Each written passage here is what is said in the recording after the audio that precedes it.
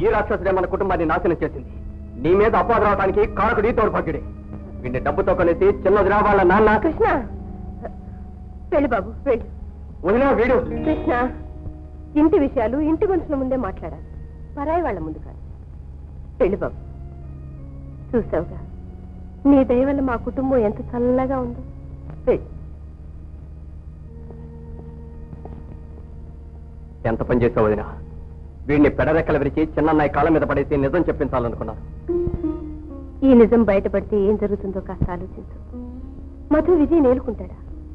మధుకి ఈ నిజం తెలియచేయడం నువ్వు విజయ్తో కాపురం చేయడానికి వీలు లేదు అని మనం చెప్పడమే అవుతుంది నాయన. మన క్షేమం గురించి ఆలోచించిన వాళ్ళ గురించి మనం ఎందుకు ఆలోచించాలి వదినా? ఇంట్లో దొంగతనం చేసిన బిడ్డ తల్లిదండ్రులు బాధపడతారని ఆలోచించు.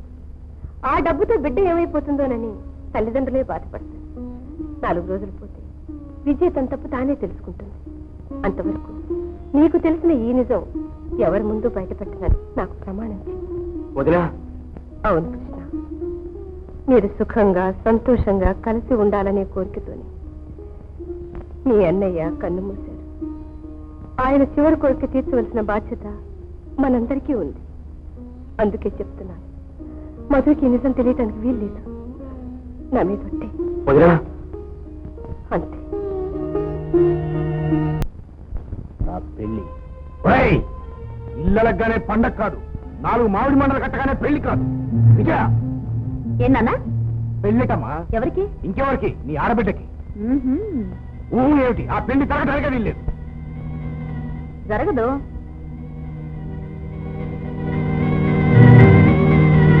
నమస్కారం బాబాయ్ గారు, నా పేరు విజయ. మీది పక్క వీధి, పెంకుటింటి వారు కోడలవి, మాకు బాగా కావాల్సిందనివి. చాలా కూర్చో. ఏమిటి విశేషం? పర్వాలేదు చెప్పమ్మా. ఏమిటి? బాబాయ్ గారు, పెంకుటింటి వారి కోడలను చెప్పుకోవడానికి నాకు చాలా సిగ్గుగా ఉంది. ఎందుకంటే వాళ్లకు మనకు నక్కకు నాగలోకానికి ఉన్నంత తేడా ఉంది. ఆ విషయం మీతో మాట్లాడదాం. లాగా కనిపిస్తున్నాయి నాకు. హ్యాపీసే గాని వర్రీస్ అంటే పడవు. ఓ నీకు ఈ సంగతులు తెలియవు కదా. వచ్చిన పని ఏమిటో క్లుప్తంగా చెప్పు. అది కాదు బాబాయ్ గారు, మీ రాజాకు ఆ సుజాతకేదో పెళ్లి జరగబోతున్నట్లుగా విన్నా. హ్యాపీ దాంట్లో తప్పే ఉంది. అది కాదండి, ఆ ఇంట్లో వాళ్ళ గురించి మీకు పూర్తిగా తెలీదు. వాళ్ళ వదిన ఉంది శాంత అని. ఆవిడ ఇస్మాయిల్తో కలిసి చేసిన పాడు పనులన్నీ ఊరందరికీ తెలుసు. ఇక ఆ సుజాత కూడా ఆ వదినకి ఏమీ తీసిపోదు. ఇప్పటికే చాలా మందిని మార్చేసింది. నేను ఆ ఇంట్లో నుంచి వచ్చిన కారణం కూడా దీని గురించి అనుకోండి. సరే, నువ్వు చెప్పే విషయాలు వింటుంటే అన్ని వర్రీస్ లాగే కనిపిస్తున్నాయి. ఓ పని చేయి, ఇవన్నీ మా అమ్మాయితో చెప్పు. అమ్మాయి రాణి. రాణి ఏంటన్నా? చూడమ్మా, ఈ అమ్మాయి చాలా వర్రీస్ లో ఉన్నట్టుంది. ఆమె చెప్పే సావధానంగా విని ఓదార్చి పంపించు. వెళ్ళమ్మా. రాకయ్యా.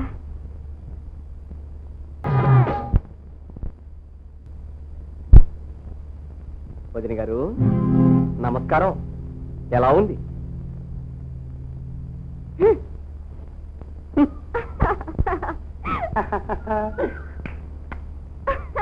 ఎలా ఉంది బావగారు?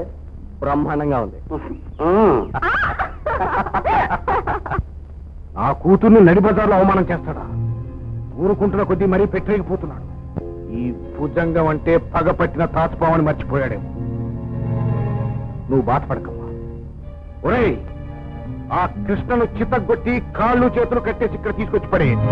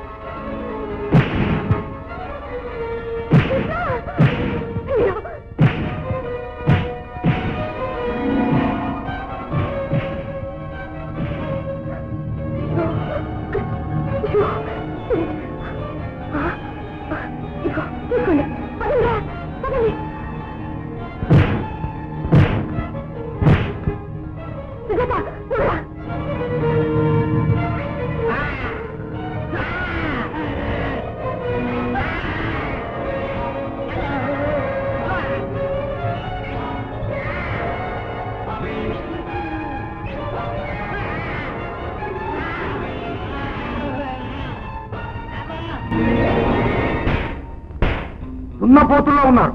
ఇందరు వెళ్ళి ఒక ఆడదంతా తనులు తినొచ్చారు. అది కాదు సార్, ఆ ఇంట్లో అందరూ ఒకరంటే వారు ప్రాణాలు ఇస్తారు సార్. వాళ్ళంతా అలా కలిసి ఉన్నంతకాల బ్రహ్మదేవుడి దిగి వచ్చి నేను చేయలేడు సార్. నోరు ముయ్యంగా తిరిగి పందల్లారా.